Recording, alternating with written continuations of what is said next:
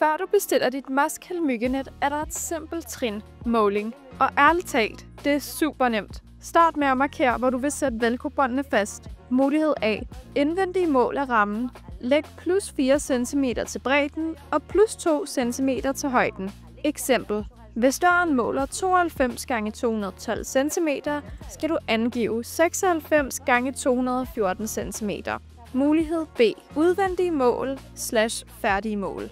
Mål hele åbningen, altså området, hvor nettet skal sidde. Læg ikke ekstra centimeter til. Mål helt ned til gulvet og rund op til nærmeste centimeter. Hos Muscle ingen bekymringer. Vi tilbyder alle størrelser.